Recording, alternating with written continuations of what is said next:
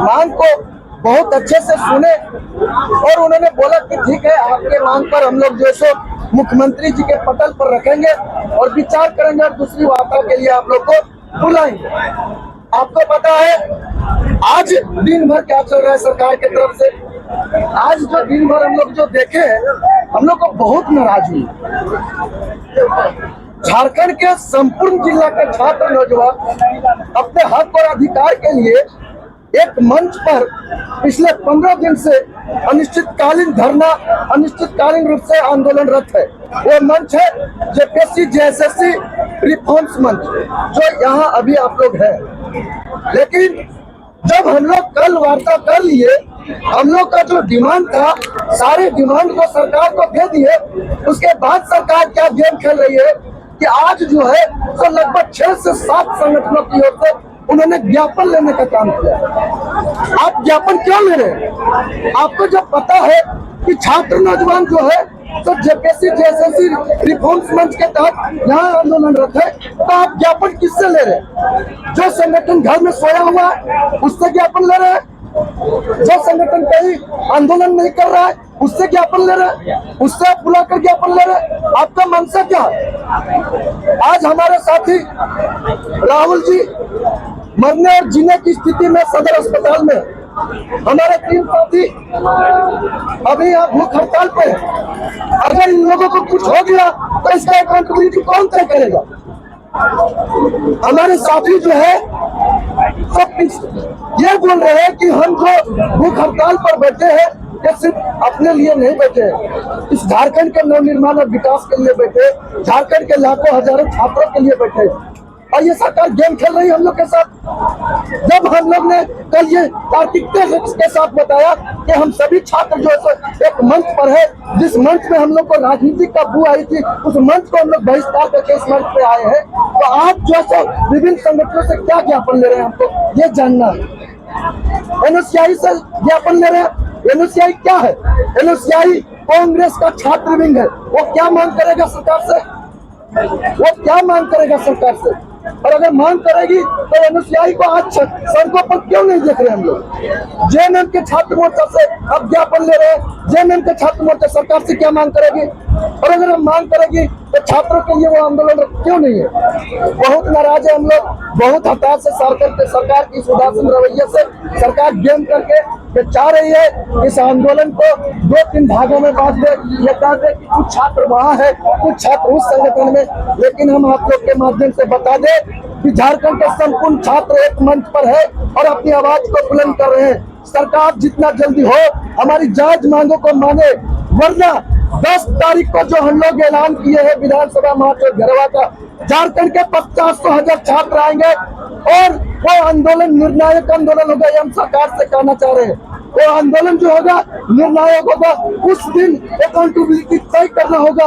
उस दिन हमारी मांगों पर आपको ऑफिशियल मोहर लगाना होगा। ये बात हम कहना चाह रहे हैं सरकार से, क्योंकि आज दिन भर बीत गया। अब हम लोग 10 तारीख का जो कॉल किए हैं उसको वापस अब नहीं ले सकते। हमारे साथी कल से ही झारखंड के विभिन्न जिलों से, विभिन्न कोने कोने से रांची आने शुरू कर देंगे और सरकार को 10 तारीख को अपना अकाउंटेबिलिटी तय करना होगा। इस बात के लिए आप लोग को आज हमें बुलाए हैं। क्या लगता है कि सरकार डबल गेम खेल रही है छात्रों के साथ? देखिए, एक बात बता दे कि सरकार अगर ये डबल गेम खेल रही है, उनको बता दे कि यहाँ जितने भी छात्र हैं सभी छात्र ग्रेजुएट और पोस्ट ग्रेजुएट है और हमने भी राजनीति पढ़ा है। भले अलग बात है कि मंत्री और विधायक का ठप्पा हम लोग पर नहीं लगा है, लेकिन हम जानते हैं कि आप किस दिशा में हम लोग को ले जाना चाह रहे हैं। सरकार से बात करने के लिए सरकार से विनम्र और प्रार्थना है, फिर से एक बार बोल रहे हैं कि आप जो है छात्रों को मिसगाइड करने का काम नहीं करें। छात्र आपको सत्ता पर बैठाया है, ये याद रखें। और ये आंदोलन को आप जो कुछ समझ रहे हैं ना, ये कुछ नहीं है। आपको अगर हमारी मांगों पर विचार नहीं करे, 10 तारीख को आपको पता चलेगा कि झारखंड के छात्र जो है से एक मंच पर है या नहीं। बैठक होनी है 12 बजे। अभी हम लोगों के पास इस संदर्भ में कोई भी ऑफिशियल सूचना नहीं है। आप लोग को आ जाती है कल 12 बजे के आसपास आप लोग से वार्ता करने के बाद अगर ये सूचना आपको जाना है तो आप लोग जाएंगे, क्या करेंगे? सूचना आने दीजिए। अभी तक इस प्रकार की कोई ऑफिशियल सूचना हम लोगों के पास नहीं है। क्या उस बारे में सरकार ने कुछ अंश आप तक पहुँचाया कि हम लोग का जो वार्ता हुआ उससे संदर्भित में दूसरी वार्ता के लिए सरकार से कुछ नहीं आया है, कोई संदेश नहीं आया। और कल सरकार कब तक हम लोग को वार्ता के लिए बुलाती है ये सरकार पे डिपेंड करते हैं। लेकिन एक बात स्पष्ट कर देना चाहता हूँ, हम लोग जो से मौखिक आश्वासन पर नहीं मानने वाले हैं। ऑफिशियल नोटिस के द्वारा अगर ये तय किया जाता है हमारी सारी मांगों को, बिल्कुल हम लोग जो छात्र हैं अपने आंदोलन को स्थगित करेंगे। लेकिन ये दूर दूर तक हमको दिखाई नहीं दे रहा है। सरकार का मंशा बिल्कुल साफ है, आंदोलन को ब्लॉक करने चाह रहे हैं। लेकिन हम लोग जो अपना दिशा की ओर तटस्थ है, अपनी मांग को लेकर के तटस्थ है। सरकार चाहे जितनी भी चाल खेल ले, हम लोग भी अपना चाल खेलने का। बात अकाउंटेबिलिटी की भी होती है। बात अकाउंटेबिलिटी की भी होती है। बात अकाउंटेबिलिटी की भी हो रही है। तो एक भाई जो हमारा आईसीयू में है पिछले 24 घंटे से, अगर उसको कुछ होता है तो उसकी अकाउंटेबिलिटी किसकी है?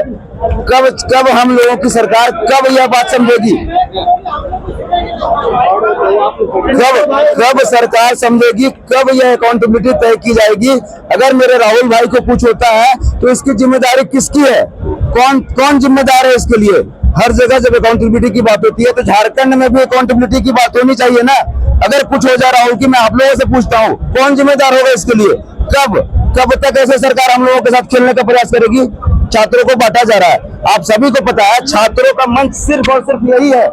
पूरे झारखंड के छात्रों का प्रतिनिधित्व जेपीएससी जैसे रिफॉर्म मंच कर रहा है। फिर क्यों ज्ञापन खेला जा रहा है? क्यों ईमेल आईडी जारी किया जा रहा है? आपको आज तक ईमेल आईडी जारी करके नहीं मांगा गया था सलाह, आज सलाह ईमेल आईडी दिया जा रहा है। एक राउंड की वार्ता का सफलता सार क्या है? Email ID. हम ईमेल आईडी और ये तोड़ने की राजनीति से बिल्कुल दुखी है। सरकार अगर संवेदनशील है, हमारी मांगों के प्रति गंभीर है, तो आगे की वार्ता उसी हिसाब से करे। अलग अलग संगठनों के साथ वार्ता का क्या मतलब है? और उन संगठनों से भी मेरी अपील है, उन सभी संगठनों ने हम लोगों को नैतिक समर्थन दिया था। जिन संगठनों से वार्ता की जा रही है सरकार के द्वारा, वो सभी संगठन ने हम लोगों को नैतिक समर्थन दिया है। कहाँ गया उनका नैतिक समर्थन? वही सारी मांगे क्यों नहीं मांगी गई उनके द्वारा भी? जो हमारी मांग थी, जो हमारी मांगों के प्रति उन्होंने नैतिक समर्थन दिया है, क्या उन संगठनों ने वही सारी बातें सरकार के साथ की है? क्या वही मांग दोहराई है? हम तभी समझेंगे कि उनका समर्थन नैतिक हमारे साथ था।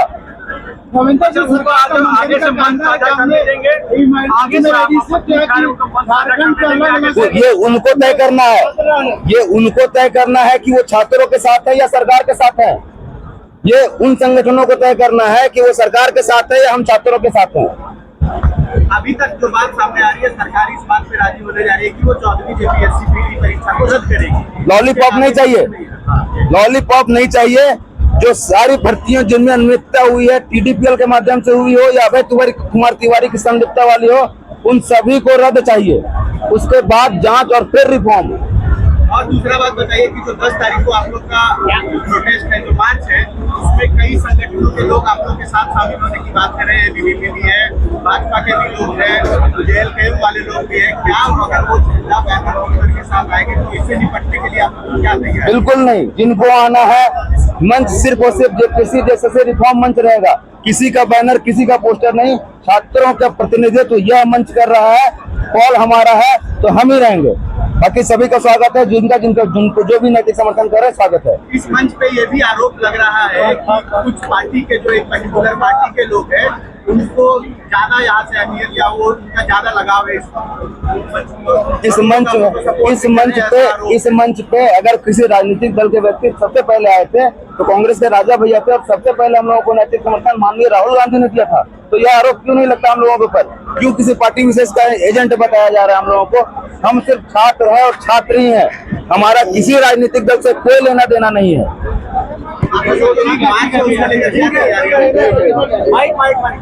कार्तिक सोरेन जी कुछ कार्तिक सोरेन हमारे साथ हैं।